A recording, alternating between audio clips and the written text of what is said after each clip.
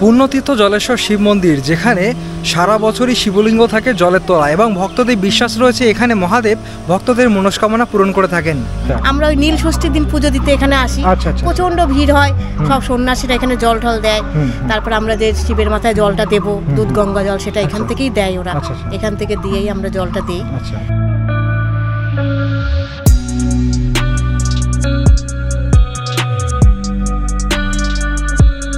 এখানকার ভক্তদের বিশ্বাস এই শিব পুকুরের স্নান করলে কিংবা এখানকার জল তুলে বাবার মাথায় ঢাললে পুণ্য লাভ হবে এবং অনেক মনস্কামনা পূরণ হয়। তো এই শিব পুকুরে জল দিলাম আমার মাথায়।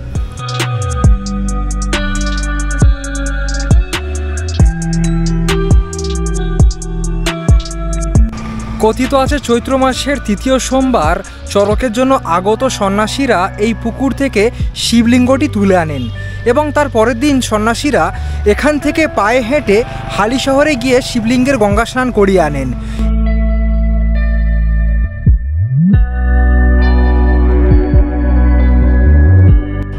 যখন বাবা উঠবে কালকে, হ্যাঁ, যখন ঘাটশোনার 20,000-এর উপরে সন্ন্যাস হয়, তা ফল পায় বলেই তো আসে। সেটাই, না হলে তা আসবে কেন? মানুষ তো আলোর পিছনে ছোটে না, আলোর পিছনে ছোটে।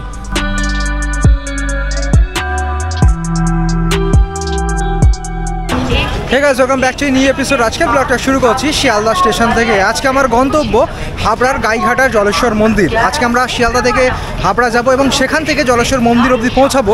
এবং এই মন্দির যেহেতু 850 বছর পুরনো, এই মন্দিরকে ঘিরে রয়েছে নানান ইতিহাস। তো আজকের ব্লগের মাধ্যমে সেই সব ইতিহাসও তুলে ধরার চেষ্টা করব। আশা করি আজকের ব্লগটা তোমাদের বেশ ভালো লাগবে এবং তোমরা শিয়ালদা থেকে কিংবা হাওড়া থেকে কীভাবে এই মন্দির অবধি পৌঁছাবে প্রত্যেকটা খুঁটিনাটি তথ্য থাকছে আজকের এই ভিডিওতে। তো ভিডিওটা সম্পূর্ণ দেখার অনুরোধ রইল। এখন রয়েছি শিয়ালদা স্টেশনের বাইরে, এখান থেকে যাব নক স্টেশনের ভেতরে এবং সেখান থেকে 12:48-এর বনগাঁ লোকাল ধরে আমরা যাব হাবড়া অবধি। চলো যাওয়া যাক স্টেশনের ভেতরে।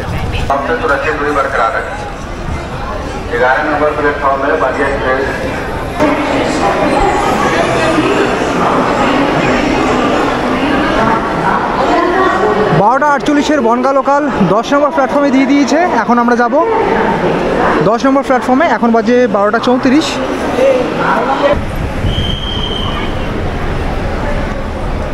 নর্থ স্টেশনের 10 নম্বর প্ল্যাটফর্মে দাঁড়িয়ে রয়েছে বনগাঁ লোকাল। এই ট্রেনে করে আমরা এখন হাবড়া অবধি যাব। শিয়ালদা থেকে হাবড়ার ডিস্টেন্স হচ্ছে 44 কিলোমিটার। মাঝখানে 15খানা স্টেশন পড়ে এবং সময় লাগে ওই 1 ঘন্টা 20 মিনিট মতো। 12:48-এর বনগাঁ লোকাল 12:50 শিয়ালদা স্টেশন থেকে ছাড়লো। ক্যামেরার সামনে তো ওটাই লাগবে।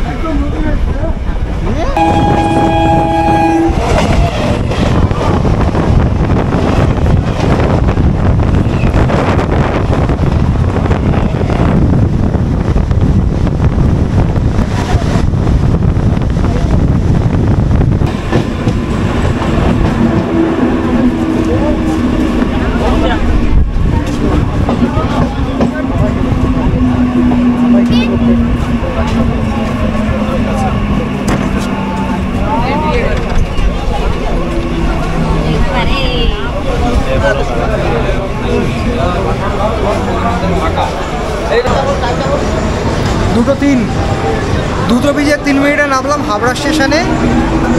হাবড়া স্টেশনে 1 নম্বর প্ল্যাটফর্মে ট্রেনটা এসছে আর 1 নম্বর প্ল্যাটফর্ম থেকে এই যে বাইরে যাওয়ার রাস্তা, এই রাস্তা বরাবর এখন বাইরের দিকটা যাব আমরা।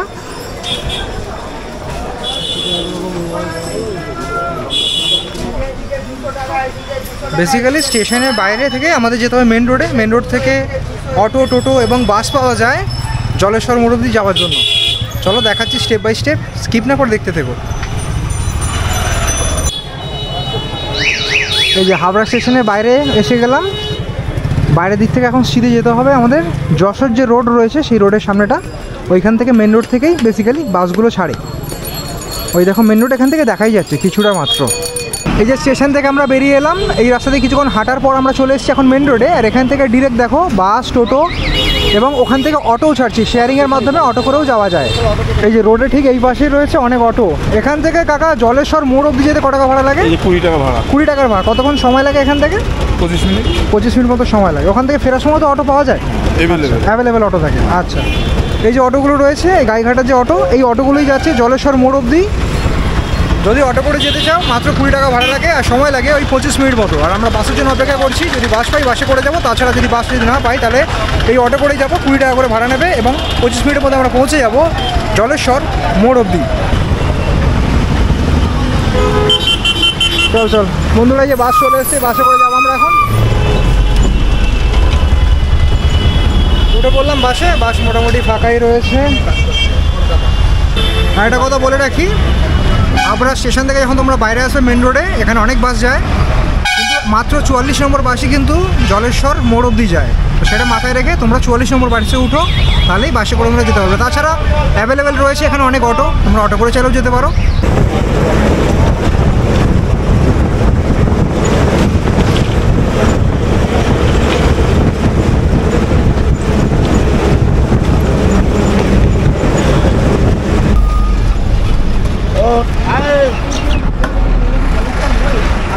বাস আমাদের নামালো জলেশ্বর মোড়ে, এখান থেকে টোটো করে যেতে হবে জলেশ্বর শিব মন্দির অবধি। তো বাস স্ট্যান্ডে নামলে এখান থেকে তোমরা টোটো পেয়ে যাবে। কত করে নেন এখান থেকে মন্দির অবধি যেতে? 10 টাকা। 10 টাকা ভাড়া। এটা সবসময় 10 টাকাই থাকে তো? আচ্ছা ঠিক আছে, সবসময় 10 টাকা। আচ্ছা আচ্ছা চলো। জলেশ্বর মোড় থেকে টোটোতে উঠেছি, টোটো করে যাচ্ছে এখন মন্দির অবধি। জলেশ্বর মোড় থেকে জলেশ্বর মন্দিরের ডিস্টেন্স ওই 2 কিলোমিটার মতো, এবং ভাড়া লাগছে আমাদের 10 টাকা করে জনপ্রতি। আর এখানকার রাস্তাটা বেশ সুন্দর, দেখো এই পাশে রয়েছে ধান ক্ষেত এবং বেশ ফাঁকা ফাঁকা জায়গাটা, অনেক গাছপালা রয়েছে, দেখলে বেশ মনটা জুড়িয়ে যায়।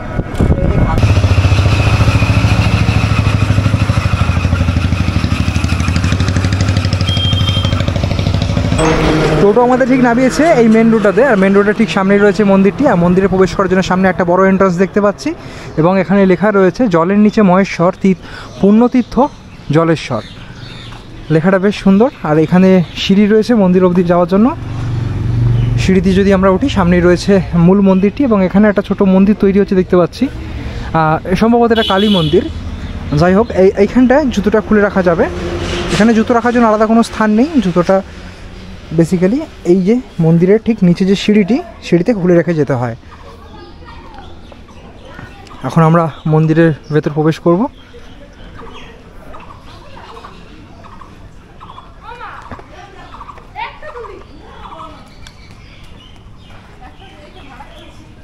মন্দিরটি কিন্তু একদম সাদা, বেশ দেখতে ভালো লাগছে।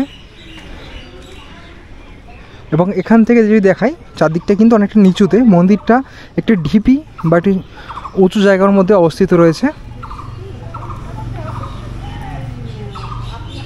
আর এটা হচ্ছে মন্দিরের নাট মন্দির। এখানে আগত ভক্তরা এইখানে এসে বসেন।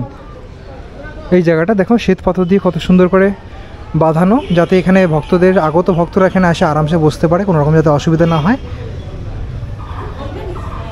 আর মন্দিরের চারপাশটা তোমাদের একবার আমি দর্শন করিয়ে দিই।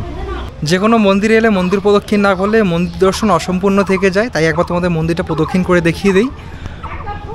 এই যে মন্দিরের এই দিকটা দালান রয়েছে, আর সাইড থেকে মন্দিরটা পুরো ঘুরে দেখা যায়। বাইরে থেকে তোমাদের আমি ঘুরে দেখাচ্ছি। এবং এই মন্দিরে ওঠার জন্য দুই দিকে সিঁড়ি রয়েছে।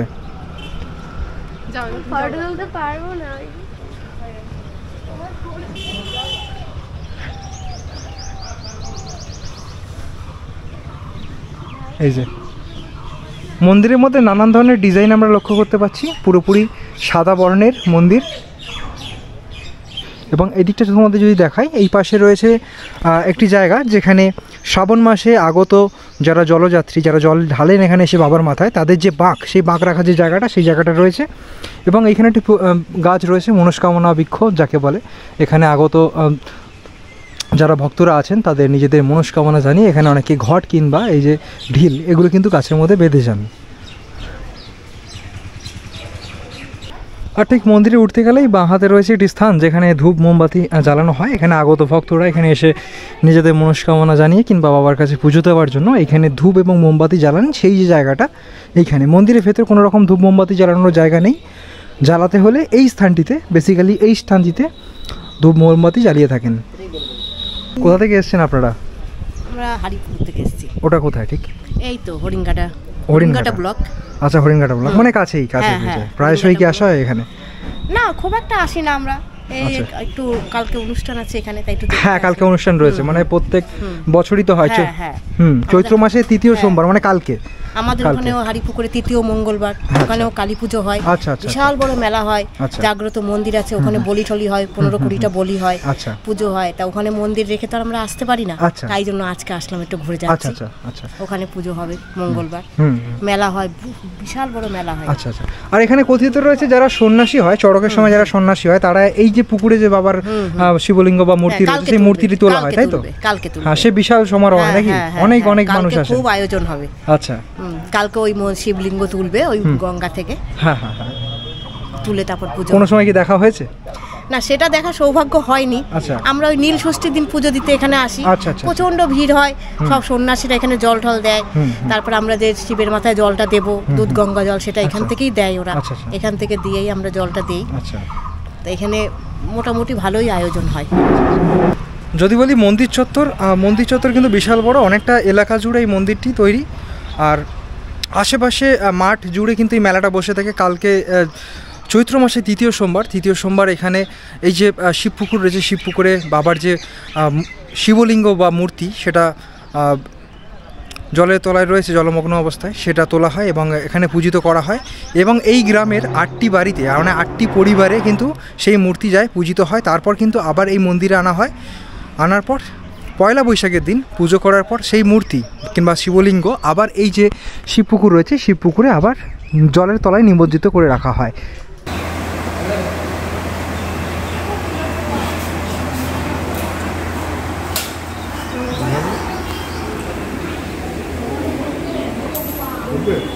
বর্তমানে মন্দিরের ভেতরে যে বিগ্রহটি বিরাজমান বা শিলাখণ্ড যে রয়েছে, সেটি এখন পূজিত হয়ে থাকছে, সারা বছর সেটিই পূজিত হয়ে থাকে।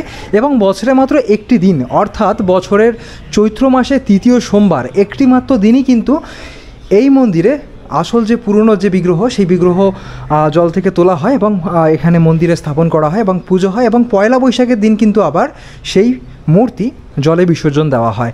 এবং মন্দিরের পেছনের দিকে যদি কথা বলি, মন্দিরের যে দেয়ালে এখানে নানান ধরনের চিত্রকলা রয়েছে, তার মাধ্যমে এখানে শিবজির নানান যে কাহিনী সেগুলো ফুটিয়ে তোলা হয়েছে। আমি একে একে তোমাদের দেখিয়ে দিই।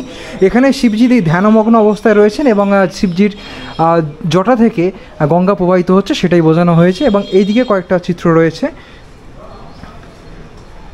এখানে সমুদ্র মন্থনের যে ব্যাপারটা সেটা কিন্তু ফুটিয়ে তোলা হয়েছে, দেখতে পাচ্ছ। এবং শিবজি এখানে বিষ পান করছেন।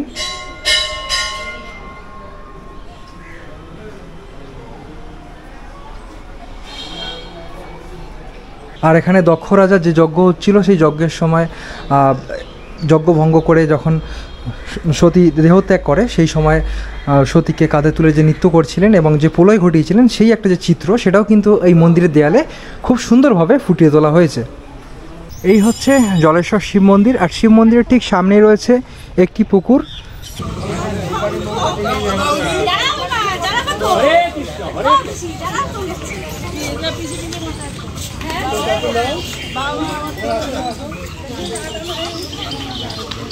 চার একর 40 শতক জায়গা জুড়ে এই পুকুরটি অবস্থিত রয়েছে, পুকুর কিংবা দিঘি বলতে পারো। এখানকার ভক্তদের বিশ্বাস, এই শিব পুকুরের স্নান করলে কিংবা এখানকার জল তুলে বাবার মাথায় ঢাললে পুণ্য লাভ হবে এবং অনেক মনস্কামনা পূরণ হয়। তো এই শিব পুকুরে জল দিলাম আমার মাথায়। আর তোমাদের একবার পুকুরটা দেখিয়ে দিই। চারপাশটা কিন্তু খুব সুন্দরভাবে বাঁধানো রয়েছে এবং অনেকটা জায়গা জুড়ে, যেমন বললাম 4 একর 40 শতক, 4 একর 40 শতক বেশ অনেকটাই হয়, অনেকটা জায়গা জুড়ে এই পুকুরটি রয়েছে। এবং আশেপাশে চত্বরটা তোমাদের একবার দেখিয়ে দিই আমি। এই বড় মন্দিরটি হলো জলেশ্বরের যে মূল মন্দির, সেই মূল মন্দির। এবং তার ঠিক পাশেই রয়েছে এখানে একটা কালী মন্দির, যেটি এখন টিনের ছাউনি দিয়ে ঘেরা রয়েছে। এবং এই মন্দিরটিও পুনর্নির্মাণ করার জন্য এখানে একটা কংক্রিটের বড় মন্দির তৈরি করা হচ্ছে। মন্দিরটি আকারে জলেশ্বর মন্দির থেকে একটু ছোট হলেও বেশ বড় করেই কিন্তু তৈরি করা হচ্ছে। এবং এইখানে মায়ের বিগ্রহ আপাতত বিরাজমান রয়েছেন, মা বিরাজিত রয়েছেন। এখান থেকে মায়ের বিগ্রহকে স্থানান্তরিত করা হবে এই মন্দিরটি যখন কমপ্লিট হয়ে যাবে। যাই হোক, এদিকটা তোমাদের মন্দির চত্বর একবার ঘুরিয়ে দেখিয়ে দিই। আর এই পাশটা রয়েছে এখানকার কমিটির যে জায়গাটা, মানে এখানে কমিটির যে কার্যকলাপগুলো, সেগুলো কিন্তু কার্যালয় বলতে পারো তোমরা এখানে। এবং যখন এখানে মেলা চলে কিংবা এখানে যখন যে কোনো ধরনের অনুষ্ঠান চলে তখন এইখানে যে দান মঞ্চ, এইখানে কমিটি মেম্বাররা বসে থাকেন এবং এই জায়গাটা দেখতে পাচ্ছ, এখান থেকে কিন্তু আমরা চলে যাব ঠিক এখানে যে শিব পুকুর রয়েছে শিব পুকুরের দিকটাতে। সামনে ওই এন্ট্রেন্স থেকে আমরা ঢুকেছিলাম এবং পাশে আরেকটা এন্ট্রেন্স রয়েছে যেখান থেকে এই শিব পুকুরের দিকে আসা যায় এবং তার আশেপাশে সংলগ্ন এলাকায় এখানে দেখতে পাচ্ছি পুজোর যে ডালের যে সামগ্রী, এখানে পুজো দেওয়ার যে জিনিসগুলো সেগুলো বিক্রি হচ্ছে। এটা কি করছেন? মালা গাঁথছেন? আচ্ছা, এখানে কেউ যদি ভক্তরা এসে পুজো দিতে চায় তো ডালি কেমন কি শুরু হয় এখানে? 50 টাকা ডালা। আচ্ছা আচ্ছা, আর দুধ ঘট 30 টাকা। আচ্ছা, হ্যাঁ, তাতে ঘি, মধু, তারপরে তিল এসবগুলো দেওয়া হয়, এই আর কি। আচ্ছা, আর মিষ্টি আছে 5 রকম মিষ্টি আছে, 50 টাকা, 30 টাকার সন্দেশ হবে, এই সব কিছু দিয়ে। আচ্ছা, আর ধূপবাতি মোমবাতি ওগুলো তো থাকে? ধূপবাতি মোমবাতি প্রত্যেকটা ডালা তো থাকছে। মিনিমাম এখানে 50 টাকা থেকে শুরু হচ্ছে, তাই তো? 50 টাকা থেকে শুরু হচ্ছে। আচ্ছা, দোকান অন্য জায়গার মতন 200-100 টাকার নেই। আচ্ছা আচ্ছা, এইবার 100 টাকার ডালাও আছে, সেগুলো দামি ফল হয়, ভালো ফল হয়। আচ্ছা, ফল দিয়ে তারপর দেন, তাই তো? আমাদের এখানে সব ফলের ডালাই হয়। আচ্ছা, আর দোকান কতক্ষণ খোলা থাকে আপনাদের? মানে মন্দির যখন থেকে খোলে তখন থেকে, তাই তো? সকাল 7টায় তো সম্ভবত মন্দির খুলে যায় না? 8টায় খোলে। আচ্ছা, 8টার সময় খোলে আর 2টোয় বন্ধ হয়ে যায়। আর যদি লোক যদি থাকে, যতক্ষণ লোক থাকবে ততক্ষণ মানে মন্দির খোলা থাকবে। আচ্ছা, ভক্তরা যতক্ষণ থাকেন যদি পুজো দিতে চান তো ততক্ষণ পুজো চলে, সেটা 2টো বেজে গেল, তারপরে 2:30 বাজলেও মানে খোলা থাকবে। আচ্ছা আচ্ছা আচ্ছা, এটাই। আবার বিকেলে কটার দিকে খোলা হয় মন্দির? বিকালে 4:30। 4:30 দিকে খোলে, 8টা অবধি চলে। আচ্ছা, আপনার ডালিটা একবার দেখেন। বেসিক্যালি হ্যাঁ, দেখুন। আচ্ছা আচ্ছা, এখানে এই যে দেখতে পাচ্ছ ডালিগুলো এরকম কিছুটা সাজানো হয়, ফুল বেলপাতা সবই রয়েছে, আকন্দ ফুলের মালাও রয়েছে, বেল টেল সব ধরনের জিনিস রয়েছে এবং 5 রকমের ফল দিয়ে এটা 50 টাকার একটা ডালি। আর এর সাথে ধূপবাতি মোমবাতিও কিন্তু থাকে। আচ্ছা, আর কেউ যদি আলাদা করে জল নিতে চায় যে বাবার মাথায় ঢালার জন্য জল, 30 টাকা এক্সট্রা। 30 টাকা। আচ্ছা আচ্ছা আচ্ছা, ঠিক আছে।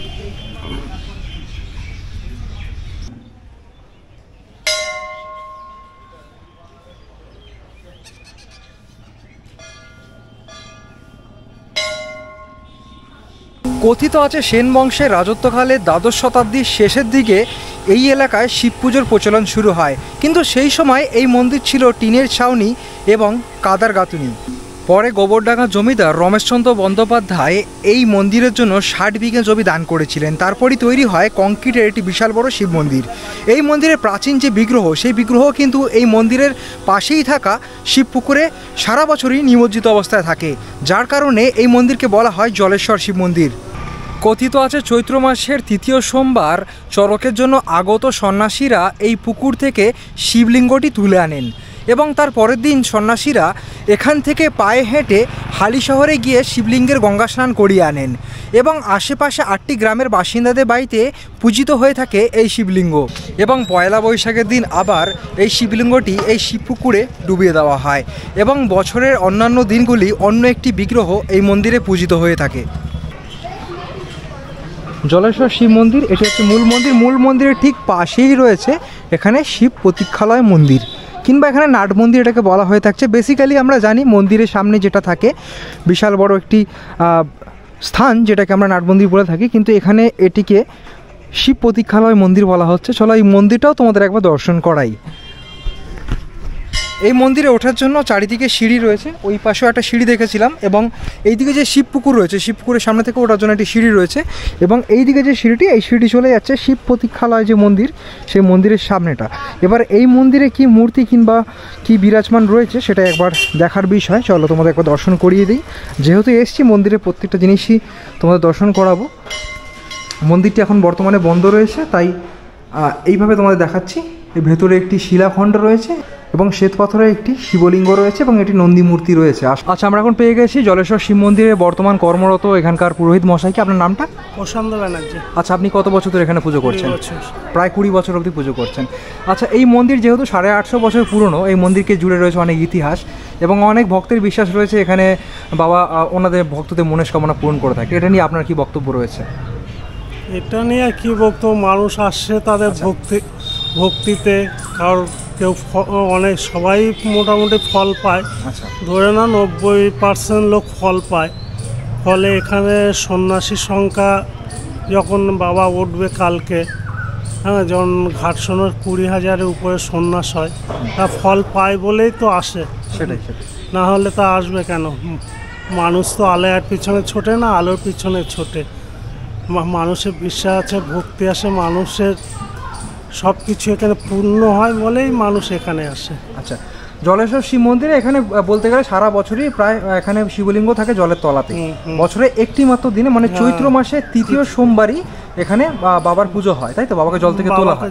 এই নিয়মটা একটুখানি খুলে বলুন, ব্যাপারটা কি? এই নিয়মটা তো কেউ বলতে পারে না, এটা তো মোটামুটি অনেক দিনের পুরানো। যতই বয়স্ক লোকজন আসুক না কেন, কেউ বলতে পারে না কেন এটা করা হয়, কেন কি। আচ্ছা, তবুও চৈত্র মাসের 3য় সোমবার তোলা হয়, বাবাকে তুলে হালি শহরে স্নান করাতে নিয়ে যায়। ওখান থেকে স্নান করিয়ে 8টা গ্রাম ঘোরানো হয়, তারপর প্রতীক্ষা মন্দিরে বাবাকে 12টার সময় পুজো করানো হয়। তারপর আবার কোনো দিন বাবাকে বিশ্রাম দেওয়া হয়, তারপর আবার বাবাকে নিয়ে গ্রামে সবাই ঘুরে। বহু পুরানো। আচ্ছা, তার পরের দিনই আবার বাবাকে জলে নিমজ্জিত করা, তাই তো? পয়লা বৈশাখে বাবাকে জলে দেওয়া। আচ্ছা আচ্ছা আচ্ছা আচ্ছা, এই মন্দির কখন খোলে এবং কখন বন্ধ হয় এবং পুজোর যে সময়সীমাটা রয়েছে সেটা বলুন।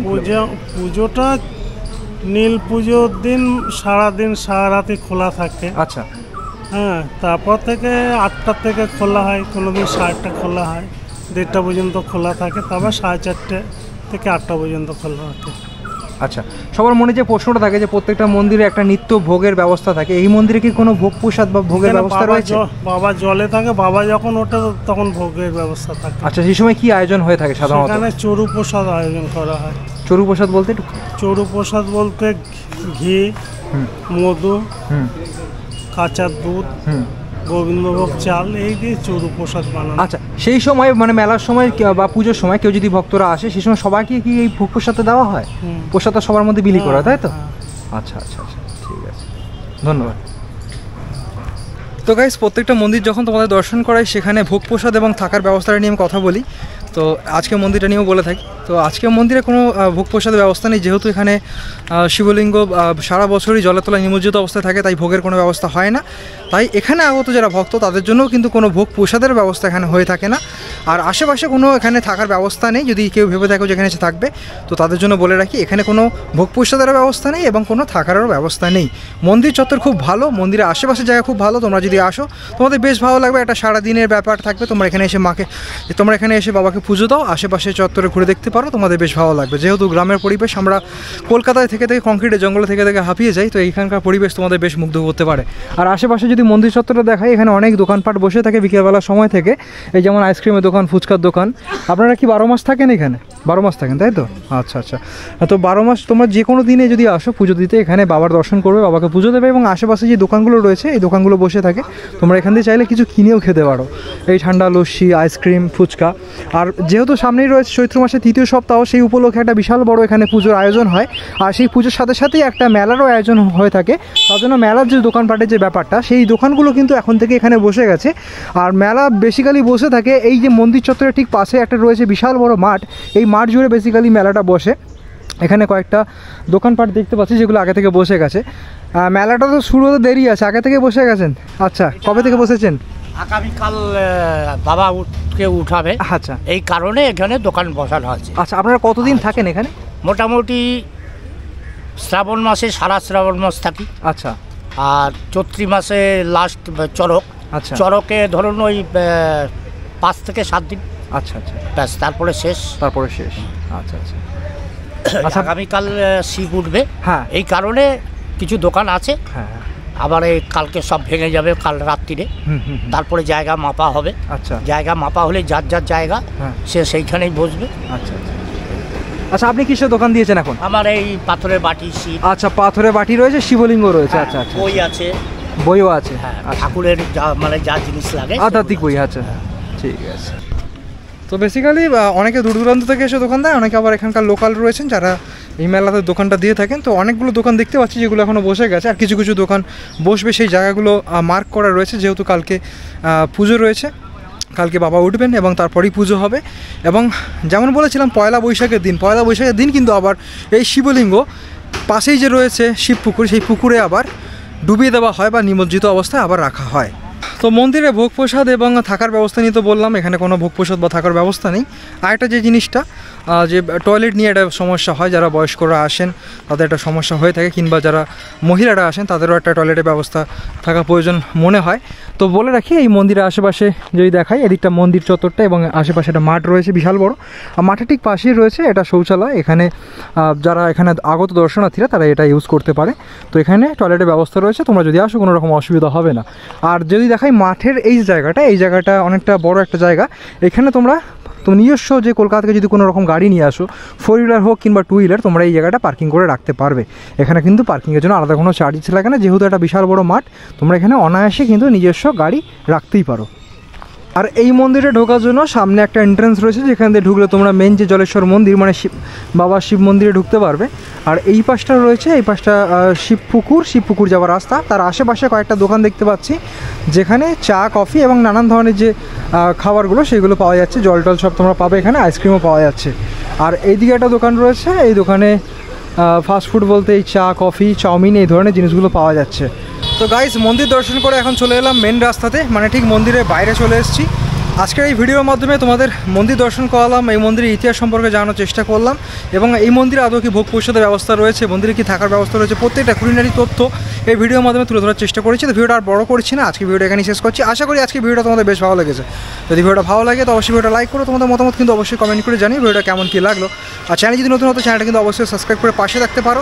তো দেখা হবে এই ধরনের কোনো ইন্টারেস্টিং ভিডিওতে, ইন্টারেস্টিং কোনো কন্টেন্ট নিয়ে। Till then bye bye, take care, have a nice day, bye bye bye bye bye bye bye by.